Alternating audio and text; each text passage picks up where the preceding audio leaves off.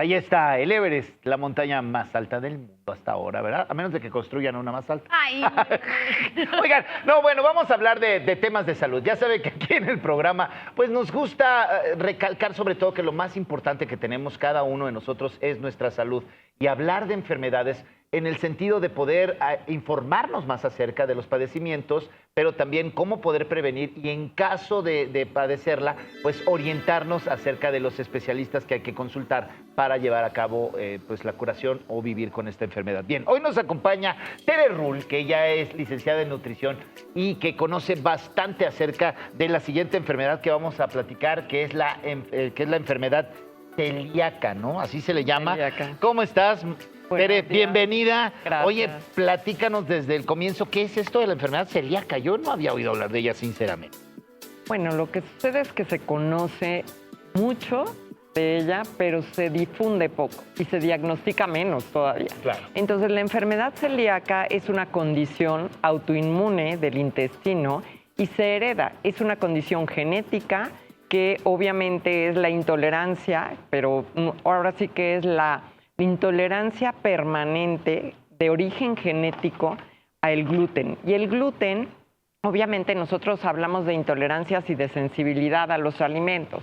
Entonces, la condición genética que corresponde a la enfermedad celíaca, tú tienes que ser heredada esta enfermedad, porque si no, no puedes ser celíaco. Tú puedes tener sensibilidad al gluten o puedes ser alérgico al gluten, pero la celiaquía es una condición autoinmune del intestino delgado en la cual el organismo, en lugar de distinguir a la proteína del trigo, que se llama gluten, como algo que alimenta, como algo que nutre, como todos los que no son celíacos, pues obviamente hay que difundir que no hace daño a todo mundo, sino solamente a los que tienen esta predisposición genética.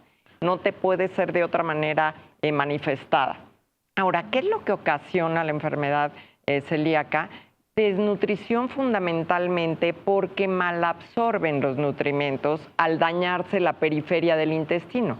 El intestino es como si fuera una toalla que tiene pelitos donde absorbes los nutrimentos. ¿Qué sucede cuando el gluten entra a nuestro organismo y lo distingue el cuerpo como si fuera un alérgeno, como si fuera algo que tiene que atacar? Entonces salen todos los soldados a defender al intestino y en lugar de absorberse, como debe de ser, que se va rompiendo en diferentes partecitas y esas partecitas se absorben en el intestino, las vellosidades se dañan con la permanencia de ese ataque que está entrando y entrando a tu cuerpo y no ha sido diagnosticado y en lugar de alimentarte, te daña el intestino. Y puede ser mayor o menor el daño. Hay personas que se les aplanan totalmente sus vellosidades intestinales, por lo cual dejan de absorber los nutrimentos fundamentales como es la vitamina B12, el hierro, la vitamina D, en ocasiones también con la edad del calcio y en los niños sobre todo también es muy importante que se detecte a tiempo porque puede dañar ese crecimiento normal.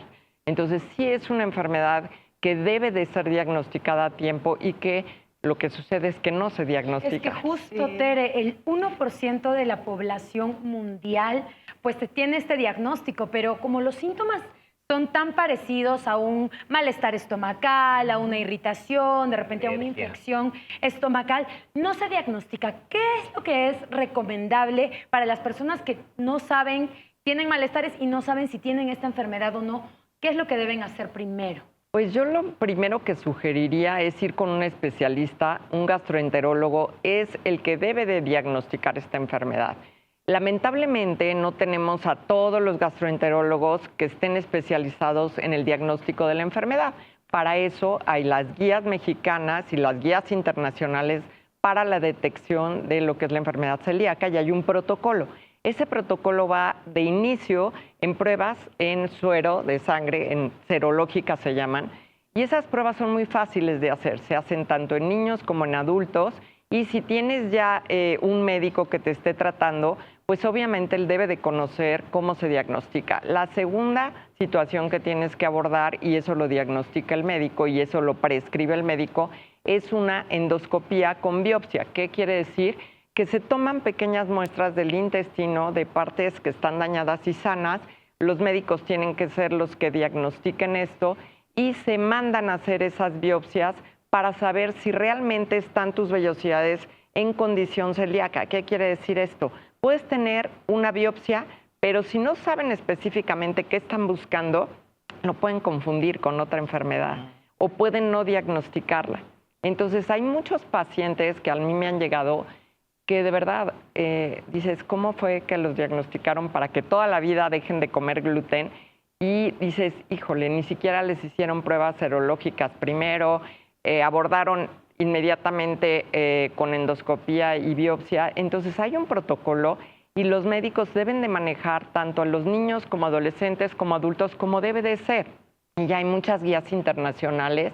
Las mexicanas están publicadas por los gastroenterólogos, por la Sociedad Mexicana de Gastroenterología desde 2018. De verdad es importante que no nada más los gastroenterólogos, porque es una enfermedad sistémica. ¿Qué quiere decir esto? Puede estar manifestada tanto en intestino como extraintestinal. Hay problemas neurológicos a veces, ataca generalmente a órganos precisos, por ejemplo, puede ser la tiroides, que puedes tener un hipotiroidismo, que generalmente a veces lo diagnostican como Hashimoto, y la gente dice, es que tengo Hashimoto, y llegan al consultorio. Oiga, ¿y alguna vez tuvo síntomas en el intestino o en alguna parte que usted notara otra relación que se puede relacionar a la enfermedad celíaca? Pues nunca buscaron eso, y a lo mejor es derivado de haber consumido gluten y que esa persona sí puede ser celíaca.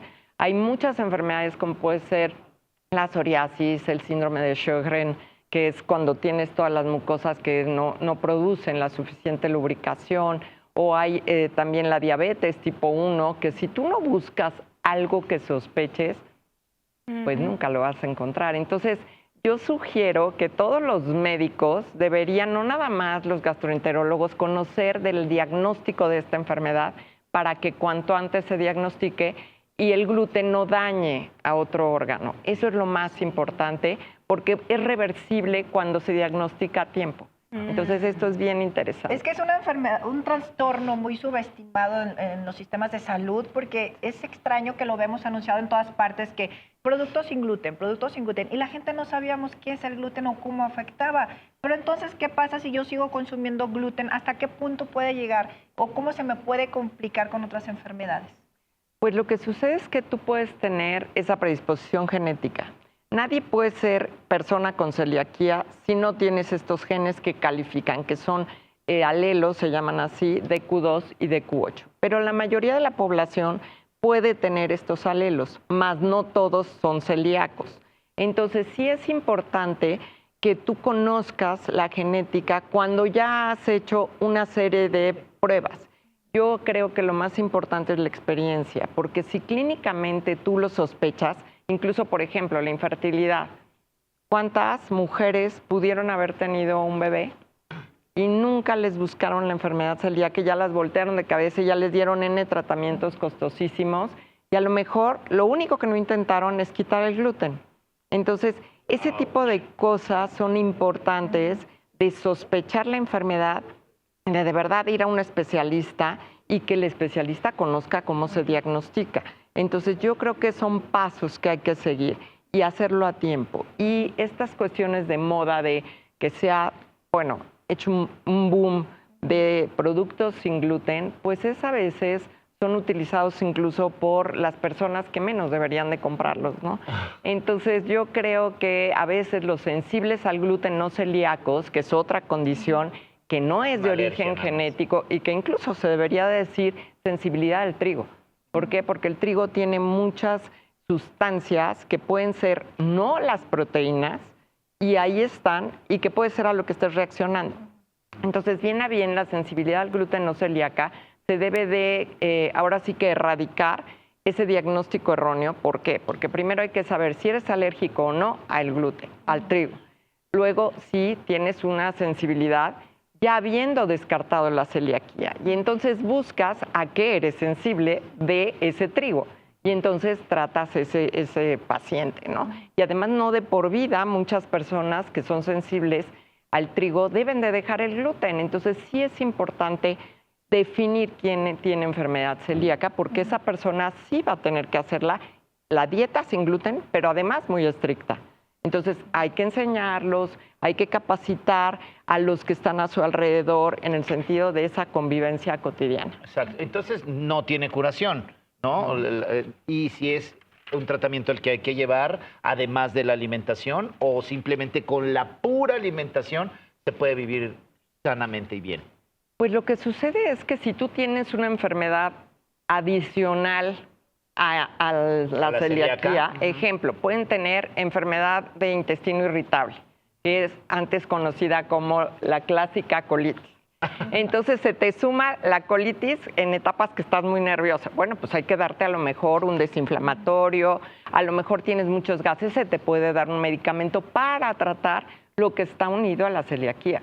Pero la celiaquía es únicamente un tratamiento único, que es la dieta sin gluten, alimentación estricta. Ahí está. Pero se dan medicamentos antiinflamatorios, analgésicos y demás para lo que está con, ejemplo, para la piel. Hay gente que tiene que usar productos para la piel porque se sumó algo. Entonces, hay que hacerse el examen para ver qué se tiene. ¿Verdad, Así doctora? es, muchísimas gracias, Tere, por esta información. Y creo que sí es hacer conciencia y mucha responsabilidad, no solamente las personas que lo padecen, sino también pues, los médicos que se puedan tener de opción descartar esto antes de diagnosticar otras cosas más graves. Muchísimas gracias por estar aquí en Una Mañana Estelar. Y si desean en verdad tener una dieta, una buena vida, pues búsquenla, ahí están sus datos para que los pueda atender. Gracias por la invitación. Gracias. Nos vamos a ir a una pausa muy breve, pero volvemos con mucho más de Una Mañana Estelar.